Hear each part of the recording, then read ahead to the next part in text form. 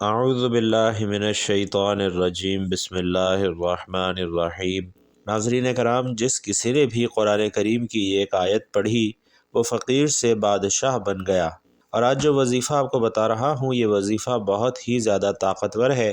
اور بڑے بڑے لوگ اس وظیفے سے فائدہ اٹھا چکے ہیں۔ یہ وظیفہ قرآن کریم کی ایک آیت کا بابرکت وظیفہ ہے اور یہ وظیفہ جو شخص بھی کر لے گا اللہ تبارک و تعالی اس شخص کو دونوں جہانوں میں مالدار کر دے گا، اور ایسا شخص فقیر بھی ہوگا تو اس وظیفے کو کرنے کے بعد دنوں میں انشاءاللہ امیر ہو جائے گا۔ اس آیت کے کمالات و فضائل بہت ہی زیادہ ہیں۔ حضرت امام جعفر صادق رحمۃ اللہ علیہ سے پوچھا گیا کہ اس آیت کا فائدہ کیا ہے، تو آپ رحمۃ اللہ علیہ نے فرمایا کہ یہ آیت فقیر کو بادشاہ بنا دیتی ہے اور یہ اس آیت کا سب سے بڑا فائدہ ہے۔ بھائیوں اور بہنوں، یہ آیت انسان کو فرش سے عرش تک پہنچا دیتی ہے۔ دین اسلام جو کہ حقیقت میں دین حق ہے اور انسان کو خالق حقیقی سے آگاہ بھی کرتا ہے اور اس سے ملاتا بھی ہے۔ یہ دین حق ہم تک یوں ہی نہیں پہنچا بلکہ اس کو پہنچانے کے لیے نبی رحمت صلی اللہ علیہ وسلم کی ہدایات پر بنون عمل کرتے ہوئے دین کا ایک ایک لفظ ہم تک پہنچا ہے، اور اس مقصد کے لیے بے تحاشا قربانیاں بھی دی گئی ہیں اور بہت سے ظلم و ستم بھی صحابہ کرام نے سہے ہیں، حتیٰ کہ نہتے اور بے گناہ لوگوں کو بری طرح سے شہید بھی کیا گیا ہے۔ حضرت یاسر بن عامر رضی اللہ تعالی عنہ یمن کے بادشاہ تھے اور یہ آپس میں 4 بھائی تھے۔ حضرت یاسر، حضرت مالک، حضرت حارث اور ایک چھوٹا بھائی۔ یہ چوتھے نمبر کا بھائی جسے سب سے زیادہ محبت کرتے تھے ایک مرتبہ کہیں گم ہو گیا جس کی کوئی خبر انہیں نہ ملی۔ یہ لوگ اپنے بھائی کی محبت کی شدت کی وجہ سے دل کے ہاتھوں مجبور ہو کر اپنے بھائی کو ڈھونڈنے کے لیے گھر سے نکلے اور اپنے علاقے کا چپا چپا چھان مارا، لیکن ان کا محبوب بھائی ان کی نظروں میں نہ آیا۔ آخر حضرت یاسر رضی اللہ تعالی عنہ اپنے دونوں بھائیوں مالک اور حارث کے ساتھ اپنے بھائی کو تلاش کرتے مکہ کی سرزمین تک پہنچے، لیکن یہاں بھی انہیں اپنے بھائی کے متعلق کوئی معلومات نہ مل سکی۔ لیکن اس پاک سرزمین میں آقائے دو جہاں صلی اللہ علیہ وسلم نے توحید کا پرچم بلند کر رکھا تھا اور یہ دولت حقیقی حضرت یاسر کے مقدر میں لکھی جا چکی تھی۔ جیسے ہی یہ اعلان اس مقدس شخصیت کے کانوں میں پہنچا تو اپنے بھائیوں کو کہنے لگا کہ میں نے وہ دولت ابدی حاصل کر لی ہے کہ اب مجھے کسی دوسری چیز کی ضرورت نہیں ہے۔ اگر رہنا چاہتے ہو تو میرے ساتھ رہ سکتے ہو، ورنہ تم اپنی مرضی سے مجھے چھوڑ کر جا سکتے ہو، مجھے تم سے کوئی شکایت نہیں۔ ناظرین، یہ بات سن کر دونوں بھائی مایوس ہو کر سرزمین مکہ سے اپنے ملک یمن چلے گئے، لیکن حضرت یاسر بن عامر رضی اللہ تعالیٰ عنہ نے مکہ پاک میں سکونت اختیار کی اور یہاں ابو حذیفہ بن مغیرہ سے حلیفانہ تعلقات پیدا کر لیے۔ ابو حذیفہ نے اپنی ایک نیک سیرت لونڈی حضرت سمیہ بنت خبات رضی اللہ تعالی عنہا حضرت یاسر بن عامر رضی اللہ تعالی عنہ کو بخش دی، جس سے انہوں نے نکاح کیا اور اپنی زندگی کے دن مکہ پاک میں گزارنے لگے، اور بالآخر قدرت نے حضرت یاسر اور حضرت سمیہ رضی اللہ تعالی عنہا کو ایک خوبصورت اور سیرت بچہ عطا فرمایا جس کا نام حضرت عمار رضی اللہ تعالی عنہ رکھا گیا۔ یہ مقدس بچہ آگے چل کر اپنی سیرت و صورت، کردار اور گفتار اور عشق رسول صلی اللہ علیہ وسلم میں جل کر تاریخ اسلامی کا ایک مستقل لعل بن گیا، جس کی سیرت اور عشق کے واقعات پڑھ کر انسانی عقل دنگ رہ جاتی ہے۔ ابو حذیفہ بن مغیرہ رضی اللہ تعالیٰ عنہ نے حضرت یاسر اور حضرت سمیہ رضی اللہ تعالیٰ عنہ کو بڑی اچھی طرح سے رکھا تھا، اور پھر جب حضرت ابو حذیفہ بن مغیرہ رضی اللہ تعالیٰ عنہ نے وفات کی تو آل یاسر رضی اللہ تعالیٰ عنہ اپنی زندگی کے لمحات گزارنے کے لیے کسی کے محتاج نہیں تھے۔ پھر وقت نے کروٹ بدلی تو وادی غیر ذی زرع کے سالار محمد صلی اللہ علیہ وسلم نے اعلان نبوت فرمایا اور ہر طرف توحید کا پیغام عام کر دیا، تو آہستہ آہستہ لوگ اس اعلان نبوت پر لبیک کہتے ہوئے دین اسلام کو اپنی آخری سرمایہ سمجھ کر اس دین کو قبول کرنا شروع ہو گئے، اور جیسے جیسے لوگ مسلمان ہونے لگے تو اہل مکہ نے مصائب کو بڑھانا شروع کر دیا، اور جس کو بھی دین اسلام کو قبول کرتے ہوئے دیکھتے تو اس پر ٹوٹ پڑتے اور انہیں بہت ہی دردناک سزائیں دیتے۔ کسی کو مکہ کی ریتلی زمین پر لٹا کر اس کے سینے مبارک پر بڑے پتھر رکھ دیتے، تو کسی کو ناک میں دھواں دیتے، کسی کو گلیوں میں گھسیٹتے، کسی کو لوہے کی ذرہ پہنا کر انگاروں پر ڈال دیتے، اور ایسی عبرتناک سزائیں فقط اس لیے دی جاتی تھیں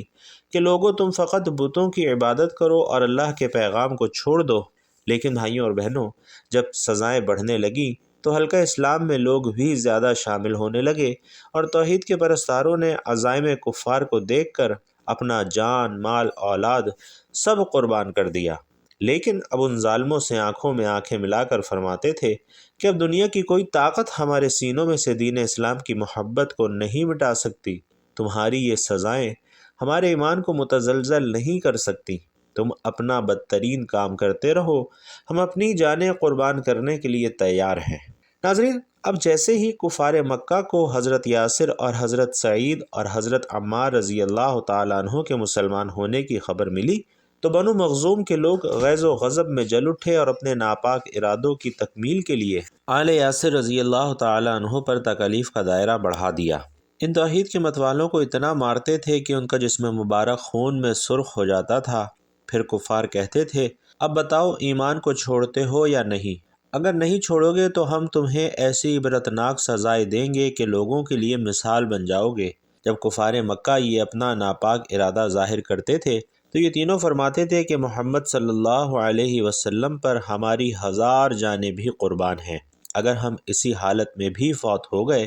تو ہمیں موت سے کوئی شکوہ نہیں، بلکہ ہم فخر سے کہیں گے کہ ہم محبوب صلی اللہ علیہ وسلم کے قدموں میں قربان ہوئے ہیں۔ ناظرین، یہ جواب سن کر کفار جل جاتے تھے اور پھر ان کو لکڑیوں، گھوسوں اور لاتوں سے اتنا پیٹتے تھے کہ یہ مظلوم بے ہوش ہو جاتے تھے، اور پھر جب ہوش میں آتے تھے تو کفار پوچھتے تھے،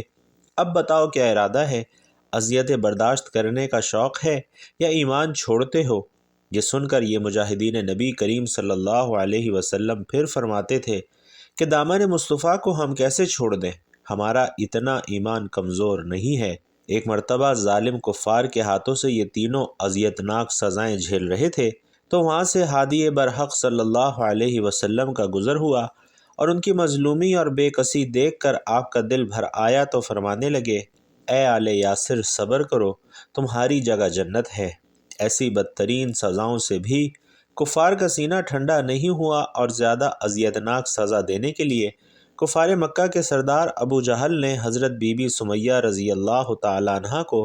فرط غضب میں سب و شتم کی بوچھاڑ کی اور اس مظلوم عورت کو برچھی مار کر شہید کر دیا،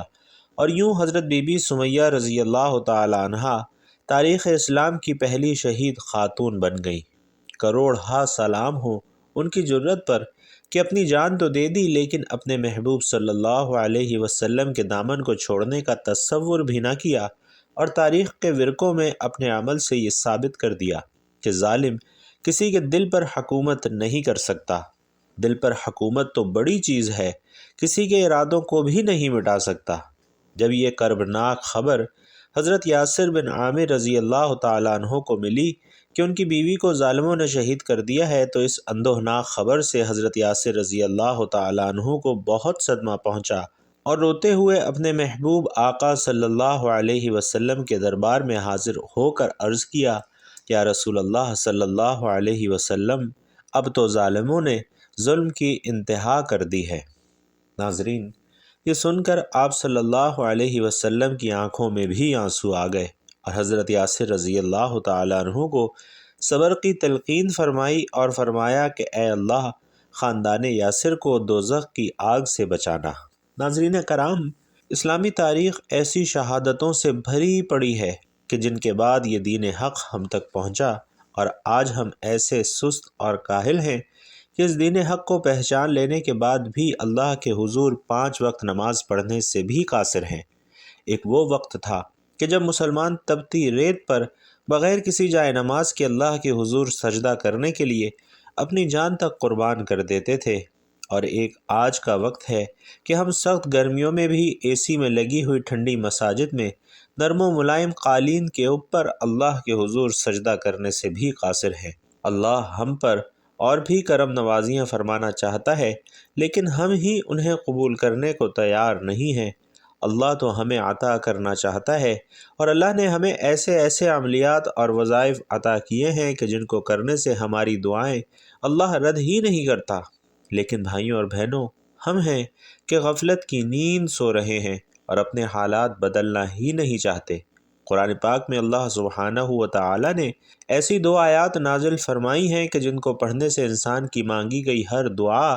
نہ صرف اللہ کے حضور پہنچتی ہے بلکہ درجہ قبولیت بھی حاصل کرتی ہے۔ ان 2 آیات میں تسخیر ہے، ان 2 آیات میں بے پناہ رزق ہے، ان 2 آیات میں یقین کرنے والا کبھی بھی نامراد نہیں ہوتا۔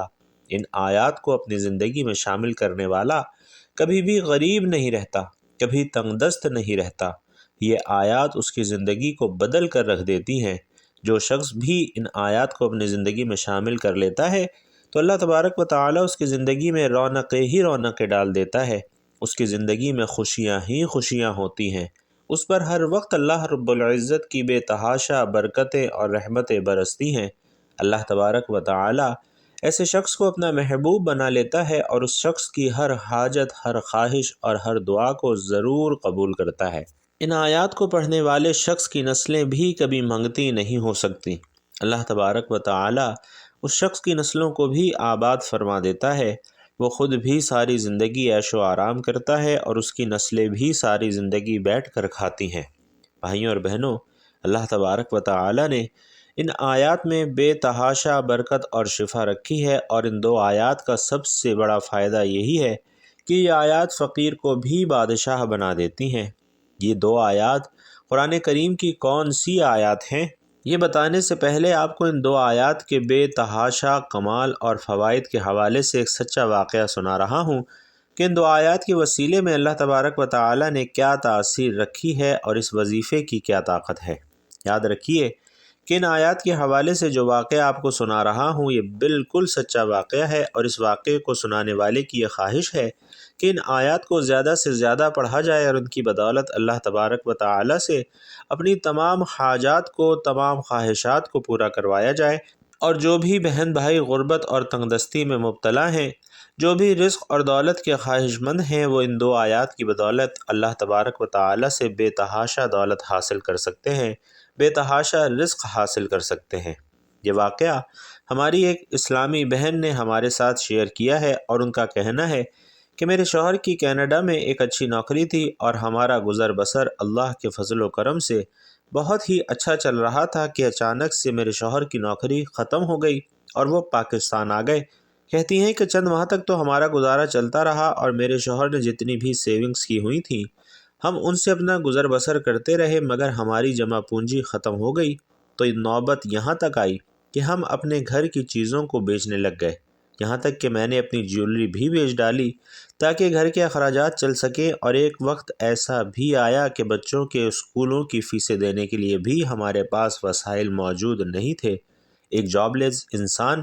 اس بات کو سمجھ سکتا ہے کہ جب کوئی بھی وسائل نہ ہو تو گھر کے اخراجات کس طرح سے چلتے ہیں اور کتنی مصیبتوں اور پریشانیوں کا سامنا کرنا پڑتا ہے۔ انسان جلد ہی ٹینشن اور ڈپریشن کا شکار ہو جاتا ہے۔ وہ کہتی ہیں کہ میں نے کئی وظائف کیے مگر میرا دل ان 2 آیات پر اٹک کر رہ گیا، جو کہ سورۃ التوبہ کی آخری 2 آیات ہیں۔ ان 2 آیات کے کمالات اور فضائل نے میرے دل پر ایسا یقین جمایا ہے کہ میں نے باقاعدگی سے سورۃ التوبہ کی آخری 2 آیات کا وظیفہ کرنا شروع کر دیا ہے، اور مجھے اپنے اللہ کی ذات پر مکمل یقین تھا کہ اس عمل کی برکت سے اللہ تبارک و تعالی ہمارے لیے ضرور آسانیاں پیدا فرمائے گا۔ اور ناظرین، وہ کہتی ہیں کہ ان آیات کا کمال ایسا ہوا کہ 16 دنوں کے بعد میرے شوہر کو اس کمپنی کا لیٹر دوبارہ ملا، اور انہوں نے دوبارہ اس کمپنی میں اپلائی کیا اور دوبارہ سے میرے شوہر کی وہی نوکری بحال ہو گئی۔ وہ کہتی ہیں کہ یقین جانیے ہمارے وہم و گمان میں بھی نہ تھا کہ اتنی اچھی نوکری دوبارہ لگ جائے گی اور اسی کمپنی میں لگ جائے گی۔ وہ کہتی ہیں کہ ہماری غربت کا وہ لمحہ تھا کہ جس میں ہمارے اپنے بھی ہمیں چھوڑ چکے تھے اور کسی نے بھی ہماری مدد نہ کی۔ اس وقت ہمیں یہ احساس ہوا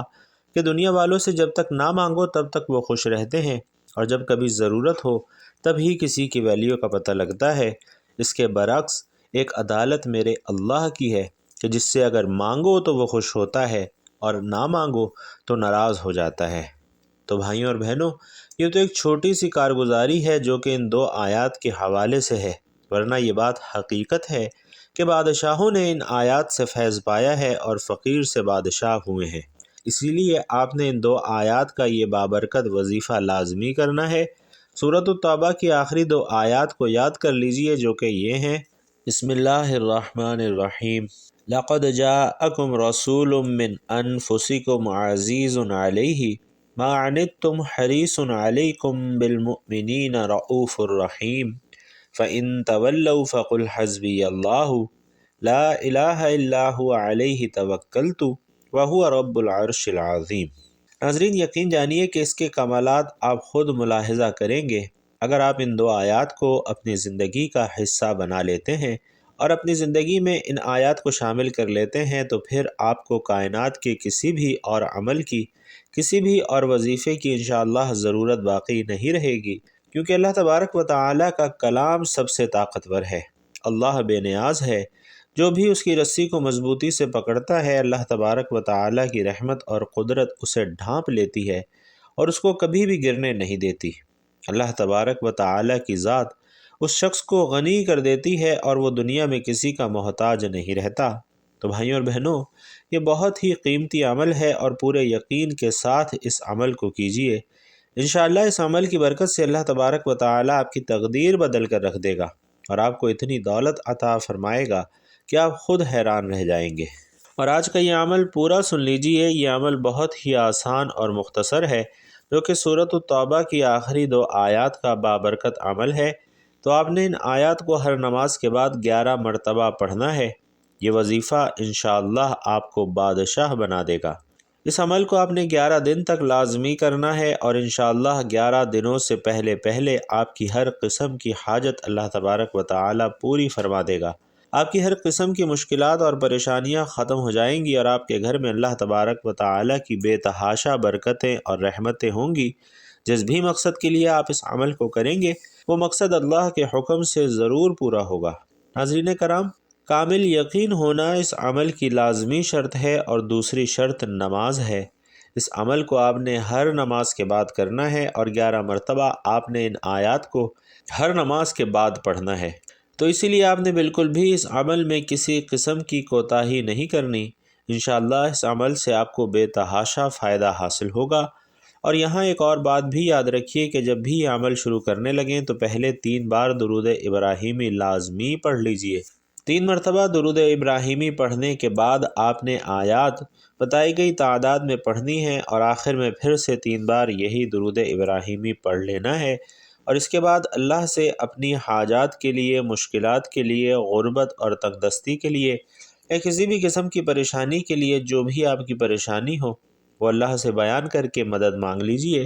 انشاءاللہ اس عمل کی برکت سے آپ کی ہر دعا ضرور قبول ہوگی۔ اللہ تبارک و تعالی سے دعا ہے کہ ہم سب کو نیکی کی بات سننے، سمجھنے اور اس پر عمل کرنے کی طاقت اور توفیق مرحمت فرمائے۔